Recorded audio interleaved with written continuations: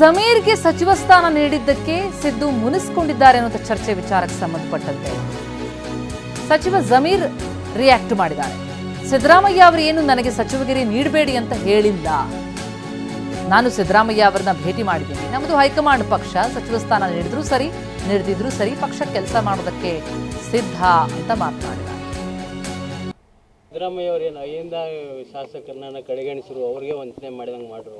ಏನು ಮಾಡಿದ್ದಾರೆ? ಸ್ಥಾನ ಕೊಡುವಲ್ಲಿ ಕೆಲವು ಅಯ್ಯಿಂದ ಇಲ್ಲ ಕೊಟ್ಟಿದ್ದಾರಲ್ಲ. ಈ ಡಾಕ್ಟರ್ ಇದ್ದಾರೆ, ಇವ್ರು ಇದ್ದಾರೆ, ಬೈತಿ ಸುರೇಶ್ ಇದ್ದಾರೆ.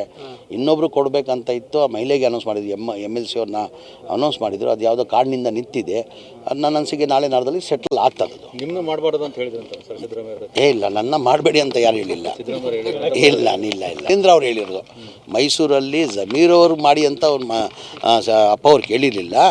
ಯಾರನ್ನ ಮುಸ್ಲಿಂ 2 ಜನ ಮಾಡಿ ಅಂತ ಹೇಳಿದ್ರು. ತನ್ವೀರ್ ಶೆಟ್ ಆಗಬೇಕಾಗಿತ್ತು. ತನ್ವೀರ್ ಶೆಟ್ ಆಗಲಿಲ್ಲ. ಹೈಕಮಾಂಡ್ ಈಗ ನೋಡ್ರಿ, ಈಗ ನಮ್ಮ ಪಕ್ಷ ಹೈಕಮಾಂಡ್ ಪಕ್ಷ. ಯಾರನ್ನ ಪ್ರಪೋಸ್ ರೆಕಮೆಂಡ್ ಮಾಡಲಿ ಮಾಡ್ತಾರೆ.